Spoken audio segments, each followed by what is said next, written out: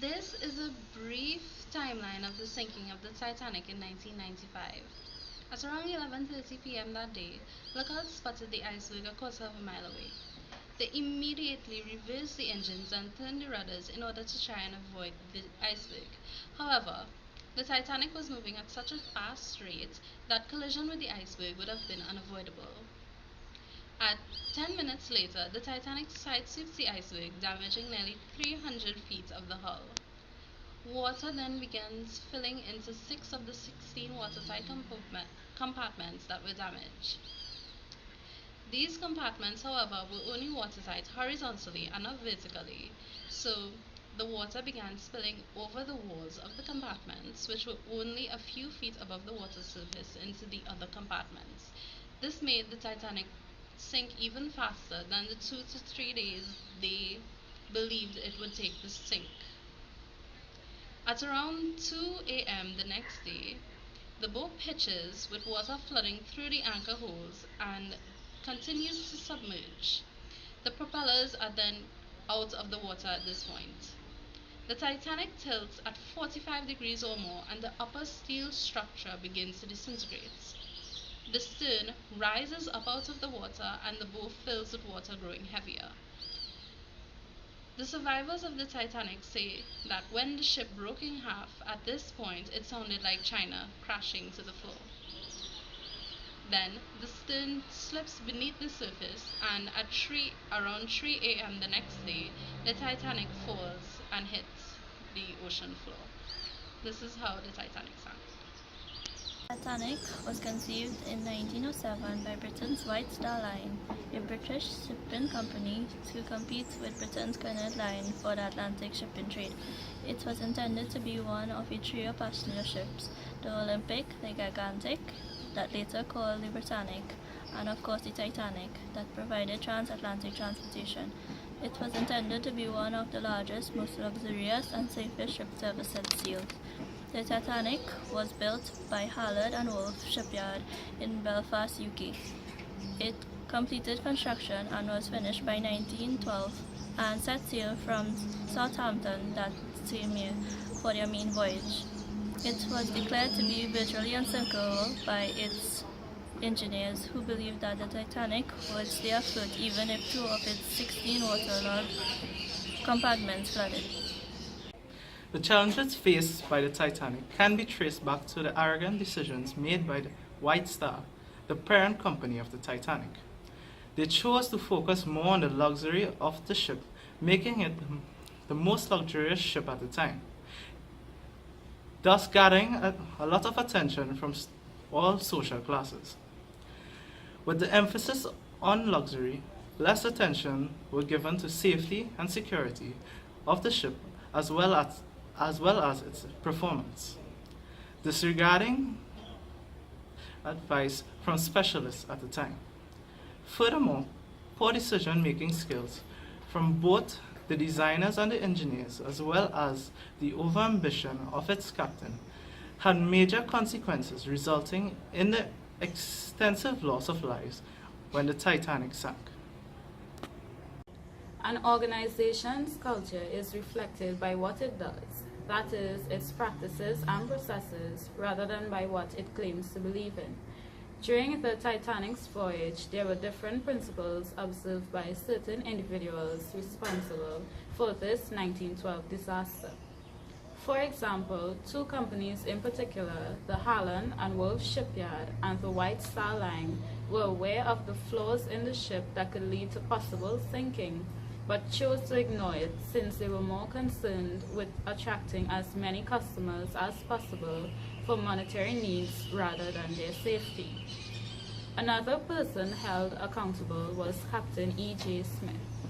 Not only did he cancel a lifeboat drill, but also when he was informed of an ice field ahead, he did not reduce his speed.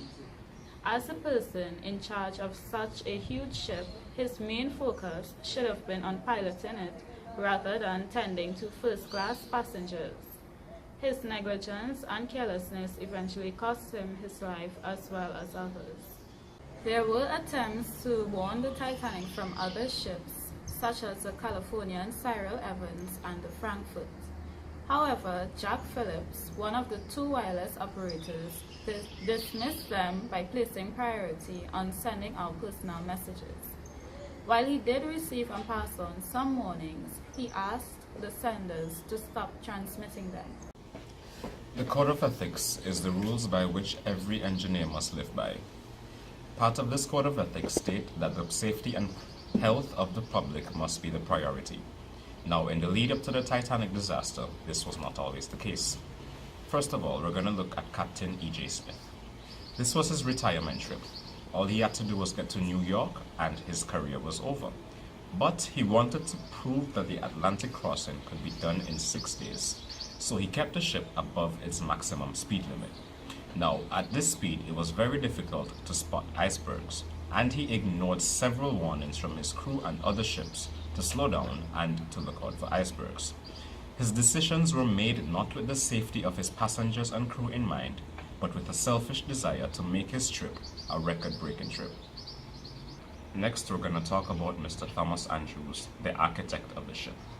While he was designing the ship, he complied with requests from White Star Line, the cruise agency, to reduce the height of the water compartments so first-class passengers would have more living space. If the compartment heights were the proper height, the ship would have stayed afloat longer. Nextly, we're going to talk about the actual shipbuilders. The steel they used to construct the Titanic had high sulfur content, making it very brittle. That means it would break very easily. Now we're going to talk about the actual shipbuilders. Now, the watertight compartments that Mr. Thomas designed, the architect, were not actually watertight. Again, this was to allow for more living space for the first-class passengers. Now, if the compartments were watertight, the Titanic could have floated for 2 to 3 extra days. The steel used to construct the Titanic also had very high sulfur content, making it very brittle and prone to impact damage. Also, there was a lack of lifeboats on the ship because in those days, they could allow the amount of lifeboats based on the weight of the ship rather than how many passengers they actually had. As an engineer, one should abide by certain values. These values include the level of standards they aim to obtain, best practices, cost of benefit analysis, and social responsibilities. The roles of the engineers play a significant role with regards to the Titanic during the impending disaster. Their standards as engineers were unfortunately low since they sacrificed the needed time for construction of the ship due to financial persuasions. They hastened their building process even though they were aware that it would result in certain errors and defects of the ship.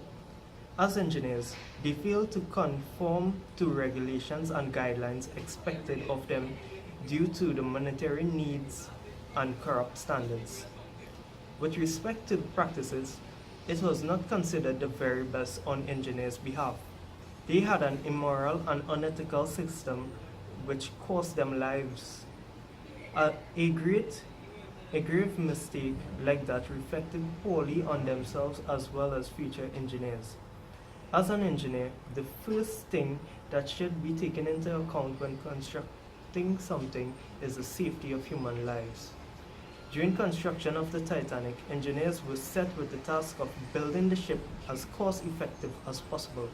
The sacrifice on higher quality and poor material choice eventually led to the downfall of the ship. In terms of social responsibilities, the valiant efforts to keep the engine running to provide power for more passengers to escape did not go unnoticed. Although the engineers may have striven for working with the best efforts and high standards, they were already set up for impending disaster due to the corrupt values of the design engineers. As a consequence, many lives were lost that day. There are many ways in which this disaster could have been avoided. One such way is that if the engineers had only used one type of metal throughout the building of the ship, the integrity of the metals would not have been deteriorated once it hit the cold sea water. However, in order to cut costs, the engineers involved decided to use two types of metals, steel and iron. As a result, this affected its integrity and compromised the ship altogether when it reached the cold sea water. Another thing that could have been done was the fact that the engineers decided not to put as much lifeboats on board as the Titanic, a ship that, as large as its size, should have had.